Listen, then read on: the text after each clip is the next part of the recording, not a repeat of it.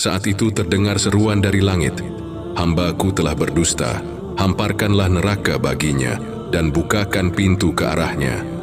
Maka hawa panas dan bau busuk neraka pun bertiup ke dalam kuburannya. Lalu kuburannya dihimpitkan oleh Allah Subhanahu wa Ta'ala hingga tulang belulangnya pecah dan menancap satu sama lain. Tiba-tiba datanglah seorang yang bermuka amat buruk, memakai pakaian kotor dan berbau sangat busuk, seraya berkata, "Aku datang membawa kabar buruk untukmu. Hari ini adalah hari yang telah dijanjikan bagimu." Orang kafir itu seraya bertanya, "Siapakah engkau?" Wajahmu menandakan kesialan. "Aku adalah dosa-dosamu," jawabnya. Alam kubur bukan sekadar cerita menakutkan, tapi kenyataan pahit yang akan dihadapi oleh setiap manusia.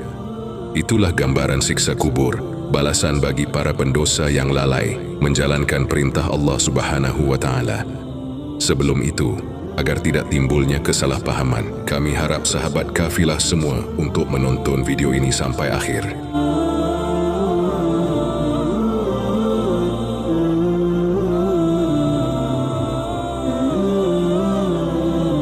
Assalamualaikum warahmatullahi wabarakatuh. Sahabat kafilah yang dirahmati Allah. Memasuki alam kubur merupakan fase pertama setelah seseorang mengalami kematian. Sebuah alam baru yang disebut alam barzakh dan dianggap paling menakutkan. Saat pertama kali kita terbangun atau sadar bahwa kita telah mati, seseorang yang sudah meninggal akan merasa tak percaya jika ia sudah meninggalkan alam fana, seakan-akan sedang bermimpi. Di alam kubur digambarkan bahwa seseorang yang baru saja meninggal seperti mengalami mimpi. Dia merasa masih hidup padahal sebenarnya sudah memasuki alam barzakh. Disebutkan bahwa ketika seseorang mengalami kematian dan kemudian memasuki alam kubur, yang pertama datang adalah malaikat Munkar dan Nakir. Sebelum melanjutkan penyampaian ini, saya sarankan untuk menuliskan solawat yang kita tujukan kepada Nabi Muhammad di kolom komentar, agar kelak solawat ini bisa menjadi saksi kita untuk mendapat syafaat di akhirat. Like dan subscribe ke channel ini sangat membantu menyebarkan dakwah Islam dan semoga menjadi amal jariah untuk kita semua. Kedatangan malaikat Munkar dan Nakir di alam kubur ini digambarkan dengan cukup menyeramkan bagi mereka yang banyak melakukan maksiat semasa hidup, tetapi akan nampak menawan bagi mereka yang semasa hidupnya taat di jalan Allah.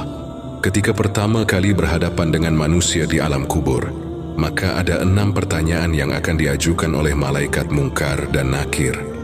Adapun 6 pertanyaan di alam kubur ini akan menentukan perjalanan selanjutnya. Apakah dia akan ditempatkan bersama para nabi, ulama, dan umara di surga, atau justru memasuki neraka dan dihisab terlebih dahulu? Pertanyaan itu adalah: 1. Man Rabbuka? Siapa Tuhanmu? 2. Madinuka? Apa agamamu? 3. Man Nabiyuka? Siapa nabimu? 4. Ma kitabbuka?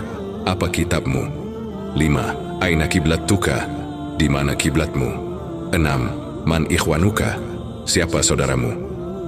Benarlah demikian, kehidupan alam barzakh atau alam kubur banyak disebutkan dalam Al-Quran dan hadis, serta siksa-siksanya yang tanpa ampun bagi mereka yang berdosa.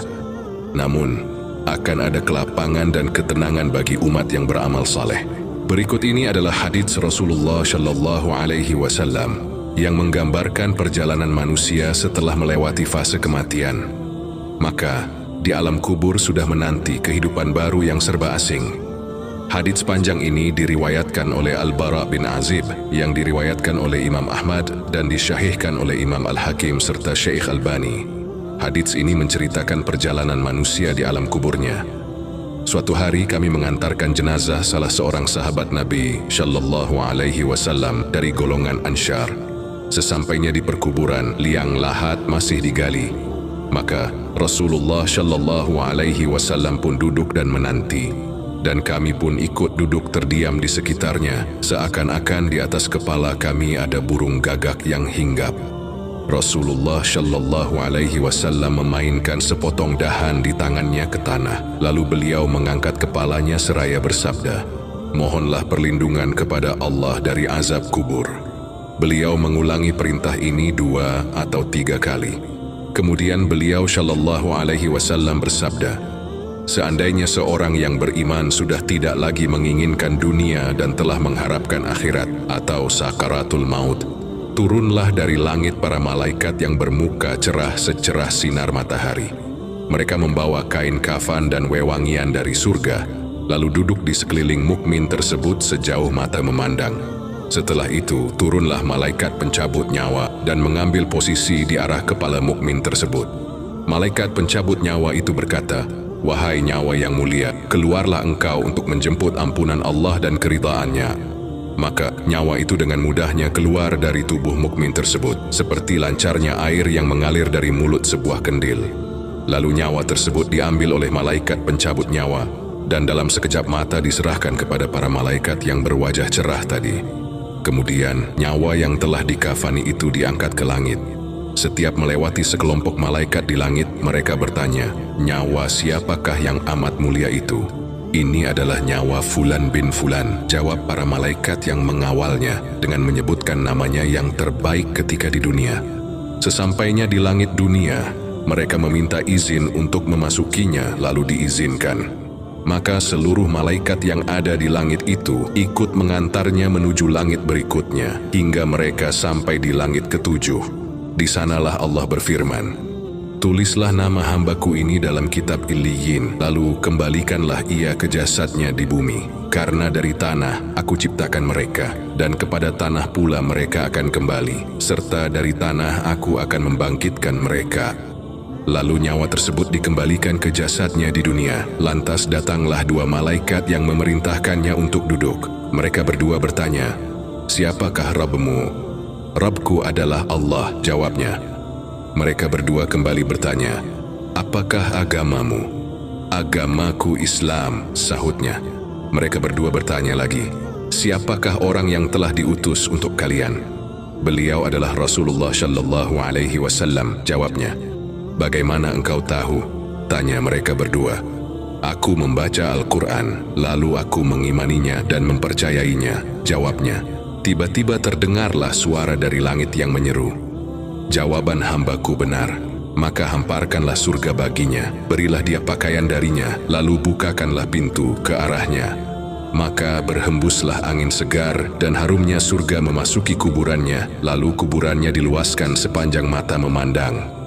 Saat itu datanglah seorang pemuda asing yang amat tampan, memakai pakaian yang sangat indah dan berbau harum sekali.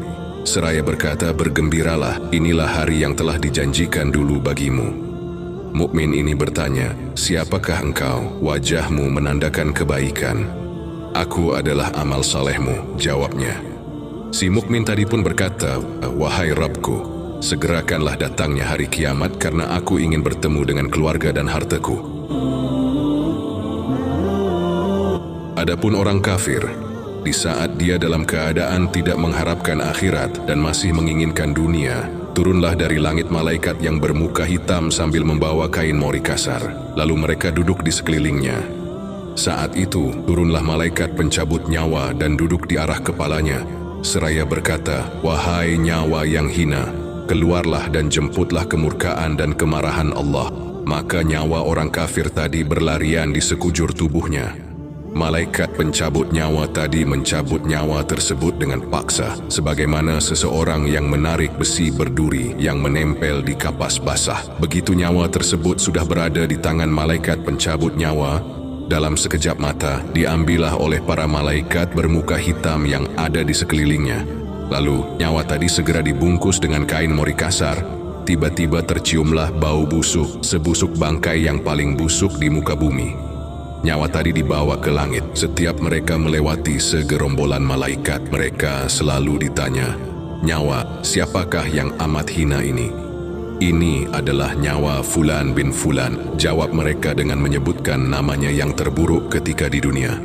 Sesampainya di langit dunia, mereka meminta izin untuk memasukinya, namun tidak diizinkan. Rasulullah Shallallahu Alaihi Wasallam membacakan firman Allah Subhanahu Wa Taala, "Tidak akan dibukakan bagi mereka, orang-orang kafir, pintu-pintu langit dan mereka tidak akan masuk surga sampai unta bisa masuk ke dalam lubang jarum." Al-Quran, Surah Al-A'raf ayat 40. Saat itu Allah berfirman, "Tulislah namanya di dalam sijjin di bawah bumi." Kemudian nyawa itu dicampakkan dengan hina. Rasulullah Shallallahu Alaihi Wasallam membacakan firman Allah Ta'ala, barang siapa mempersekutukan sesuatu dengan Allah, maka adalah ia seolah-olah jatuh dari langit lalu disambar oleh burung atau diterbangkan angin ke tempat yang jauh. Al-Quran Surah Al-Hajj ayat 31. Kemudian nyawa tersebut dikembalikan ke jasadnya, hingga datanglah dua orang malaikat yang menundukkannya, seraya bertanya, "Siapakah Rabbmu?" "Aku tidak tahu," jawabnya. Mereka berdua kembali bertanya, "Apakah agamamu?" "Aku tidak tahu," sahutnya. Mereka berdua bertanya lagi, "Siapakah orang yang telah diutus untuk kalian?" "Aku tidak tahu," jawabnya. Saat itu terdengar seruan dari langit, "Hambaku telah berdusta, hamparkanlah neraka baginya dan bukakan pintu ke arahnya." Maka hawa panas dan bau busuk neraka pun bertiup ke dalam kuburannya. Lalu kuburannya dihimpitkan oleh Allah Subhanahu wa Ta'ala hingga tulang belulangnya pecah dan menancap satu sama lain.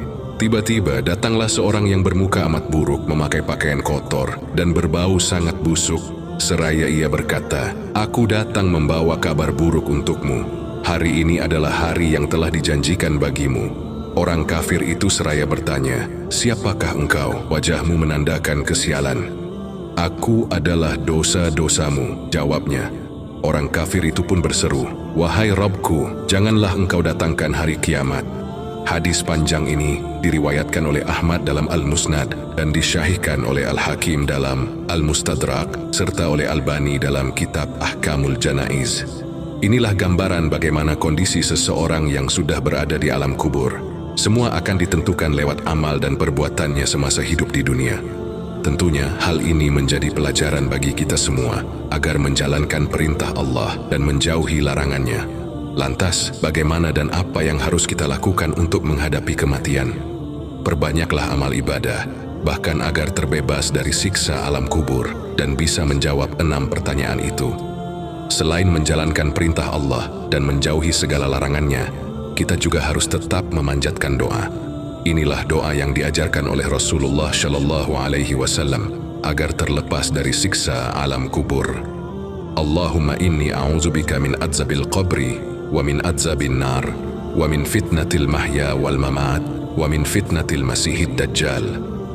Yang artinya, "Ya Allah, aku berlindung kepadamu dari azab kubur, azab neraka, cobaan hidup dan mati, serta fitnah dajjal." Semoga Allah Subhanahu wa Ta'ala melindungi kita semua dari azab kubur yang pedih dan memberi kita kekuatan untuk menghadapi 6 pertanyaan yang menentukan nasib kita di akhirat kelak. Dan inilah sedikit gambaran tentang alam kubur serta 6 pertanyaan di alam kubur yang menentukan apakah seorang muslim bebas dari siksa menuju akhirat. Mudah-mudahan video singkat ini bermanfaat. Wallahu a'lam bisyawab. Assalamualaikum warahmatullahi wabarakatuh.